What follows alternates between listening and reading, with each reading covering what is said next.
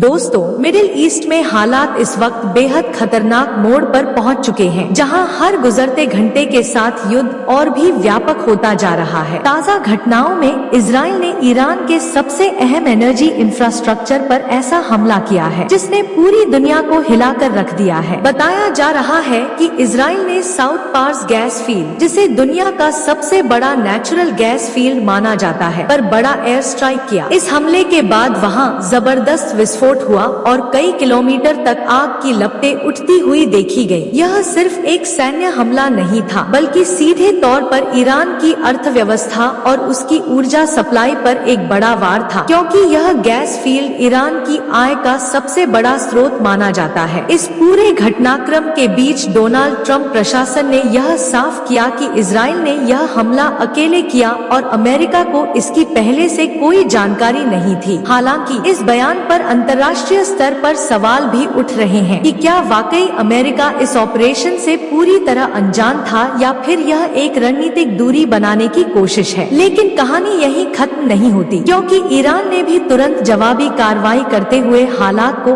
और ज्यादा गंभीर बना दिया है। रिपोर्ट्स के मुताबिक ईरान ने कतर के रस लफान, जो दुनिया का सबसे बड़ा LNG प्लांट माना जाता है, को निशाना बनाया। इसके साथ ही सऊदी अरब, UAE और कुवैत के कई तेल और गैस ठिकानों पर मिसाइल और ड्रोन हमले किए गए। इन हमलों का असर सिर्फ मिडिल ईस्ट तक सीमित नहीं रहा, बल्कि ग्लोबल मार्केट में तेल और गैस की कीमतों में जबरदस्त उछाल देखने को मिला। एनर्जी मार्केट में अनिश्चितता इतनी बढ़ गई है कि कई देशों को अपनी सप्लाई चेन और इकोनॉमी को लेकर चिंता सताने लगी है। इसी बीच ईरान ने इजराइल पर भी सीधे हमले तेज कर दिए हैं। तेल अवीव और उसके आसपास के इलाकों में मिसाइल हमले किए गए, जहां कई रिहायशी इलाकों में नुकसान की खबरें सामने आई हैं। कुछ रिपोर्ट्स के मुताबिक इन हमलों में 2 से 8 लोगों की मौत भी हुई है। हालांकि आंकड़े लगातार बदल रहे हैं। इजराइल की एयर डिफेंस सिस्टम ने कई मिसाइलों को हवा में ही रोक दिया, लेकिन कुछ मिसाइलें अपने टारगेट तक पहुंचने में सफल रहीं, जिससे यह साफ हो गया है कि यह टकराव अब सीमित नहीं रह गया है और दोनों तरफ से हमले लगातार बढ़ रहे हैं। हालात को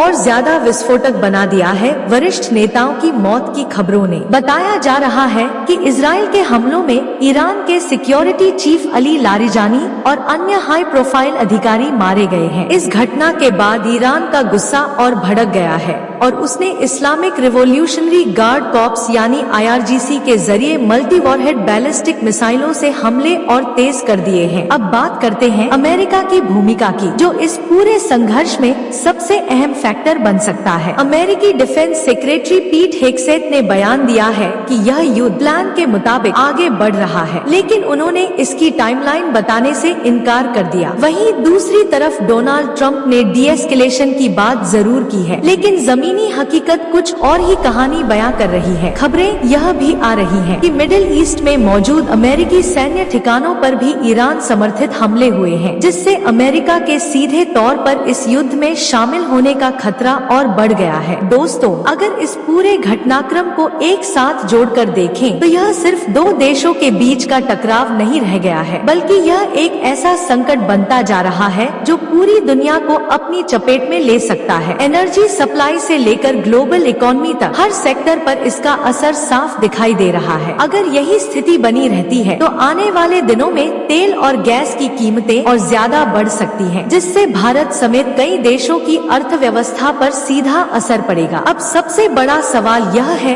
कि क्या यह टकराव यहीं रुक जाएगा या फिर यह एक बड़े युद्ध में बदलने वाला है, क्योंकि जिस तरह से दोनों तरफ से हमले बढ़ रहे हैं और बड़े बड़े एनर्जी टारगेट को निशाना बनाया जा रहा है, उससे यह साफ संकेत मिल रहे हैं कि आने वाले दिन और भी ज्यादा खतरनाक हो सकते हैं। दुनिया की नजरें अब इसी पर टिकी है कि क्या कूटनीति इस आग को बुझा पाएगी या फिर यह संघर्ष पूरी दुनिया को एक बड़े संकट की ओर धकेल देगा।